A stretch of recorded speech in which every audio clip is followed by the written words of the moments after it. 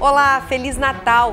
O Interesse Público começa agora. Aqui você confere reportagens e entrevistas sobre a atuação do Ministério Público Federal na defesa dos direitos do cidadão, do patrimônio público e do meio ambiente. Veja os destaques do programa de hoje.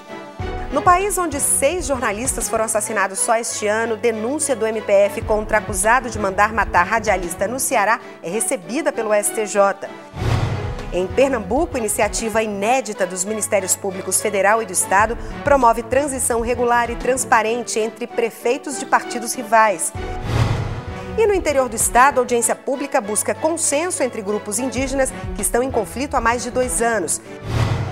E veja também, em São Paulo, Justiça Federal acolhe denúncia contra mais um acusado de comandar repressão aos que resistiram ao regime militar no Brasil.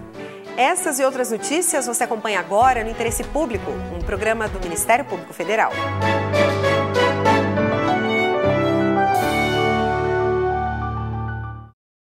O Brasil ocupa a 5ª posição entre os países onde mais se assassinou jornalistas em 2012, o mesmo patamar da Somália, onde há uma guerra civil, e do Paquistão, envolvido na polêmica do terrorismo. Os dados foram divulgados pela Press and Blame Campaign, entidade suíça que se dedica a defender a liberdade de imprensa.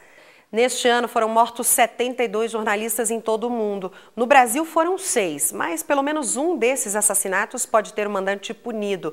O Superior Tribunal de Justiça recebeu denúncia do MPF contra um desembargador acusado de mandar matar um radialista em 2003. O texto da Constituição é claro. É livre a expressão da atividade intelectual, artística, científica e de comunicação, independente de censura ou licença. Mas nem sempre essa garantia é possível. No mês de julho, em Goiânia, o jornalista esportivo Valério de Oliveira foi morto com 7 tiros em frente à emissora de TV onde trabalhava. Ele era conhecido por fazer comentários fortes sobre jogadores e dirigentes de clubes durante o programa que apresentava. O pai de Valério, que também é jornalista esportivo, diz temer a violência e acredita que quem mata jornalista faz parte de grupos poderosos. Geralmente são pessoas de poder na mão, ou econômico ou político, que mandam matar, que planejam e que mandam matar. Mané ainda espera que a morte do filho não fique na impunidade. A minha preocupação, às vezes, é claro que eu quero saber quem mandou, quem organizou, quem executou. Mas para mim, para nossa família, o maior bandido foi o que mandou. Porque se não tivesse essa peça, se não tivesse esse tipo de gente, esse tipo de bandido, que der do poder econômico, o cara não ia executar o Valério, porque só executou por dinheiro. Outro crime cometido contra a jornalista em abril deste ano aconteceu em São Luís, capital do Maranhão. O jornalista e blogueiro Décio Sá foi executado a tiros em um bar na orla da praia. O assassino confesso, Jonathan de Souza Silva, foi preso. O matador profissional contou à polícia que fez o trabalho a mando de um grupo. Disse que tinha ele, né, para matar, que ele era um fuxiqueiro que metia o nariz em todo lugar e ele estava prejudicando muita gente. E ele teria que morrer. O jornalista era famoso por denunciar fraudes relacionadas com o dinheiro público. A Federação Nacional dos Jornalistas repudia qualquer violência contra os profissionais da imprensa no país e cobra o fim da impunidade. O diretor executivo da instituição ressalta que matar um jornalista é um atentado à liberdade de expressão e pensamento. E no momento que começa a haver punição, mesmo a pessoas ligadas ao Estado sendo condenadas, isso inibe a violência. E esse é o objetivo que nós buscamos.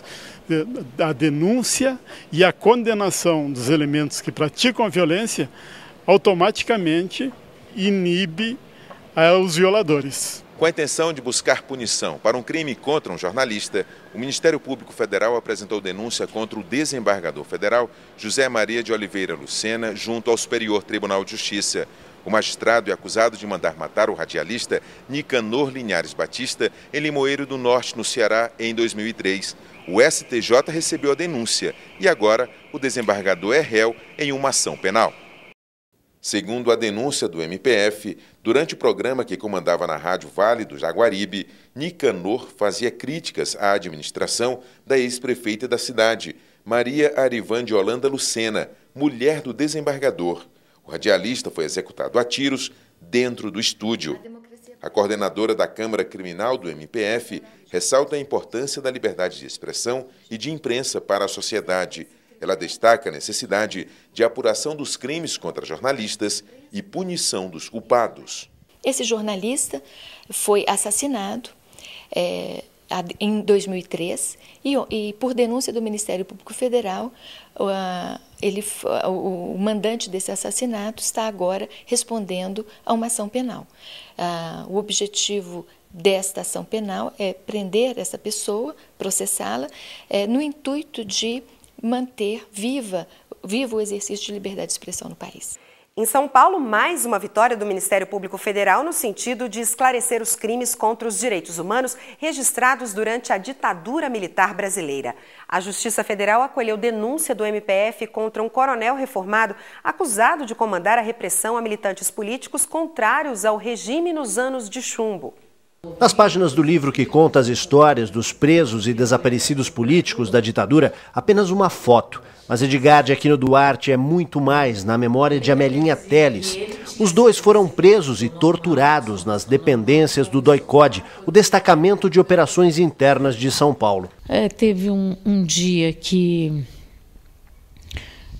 ele passou encapuzado no corredor, foi levado à carceragem e eu ouvi, eu estava na cela 3, eu ouvi os policiais gritando com ele que o que ele estava mexendo era com segredo de Estado e que ele ia morrer, tinha que morrer, segredo de Estado tem que morrer.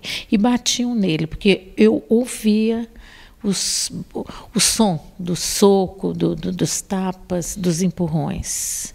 As histórias de Amelinha Teles e Edgar Aquino Duarte voltaram a se cruzar no ambiente jurídico.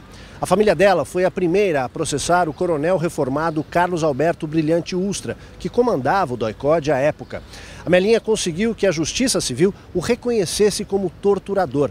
Agora, a Justiça Federal acolheu denúncia apresentada pelo Ministério Público Federal em São Paulo com depoimento de Amelinha, que responsabiliza o militar pelo sequestro continuado de Duarte. Para o procurador da República, Sérgio Suyama, existem provas suficientes para responsabilizar o coronel Ustra.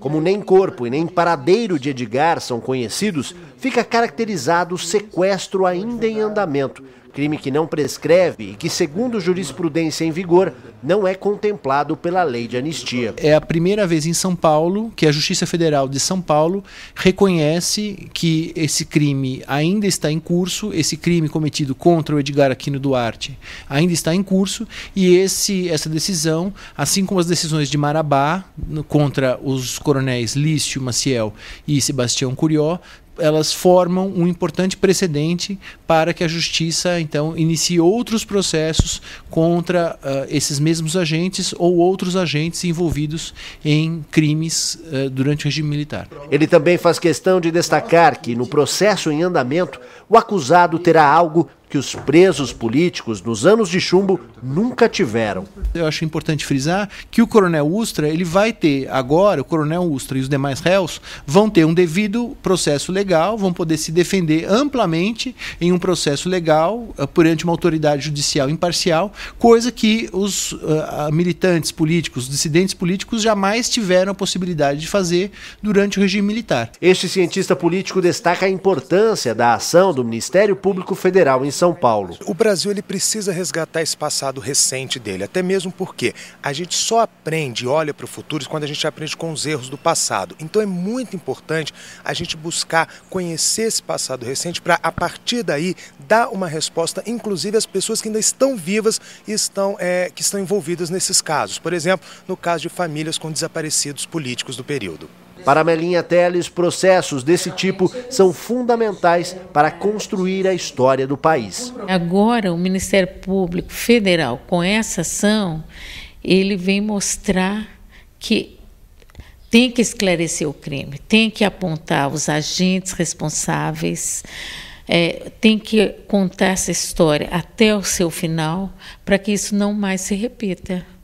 No próximo bloco, em Pernambuco, iniciativa inédita promove transição regular, responsável e transparente entre prefeitos de partidos rivais. Daqui a pouco.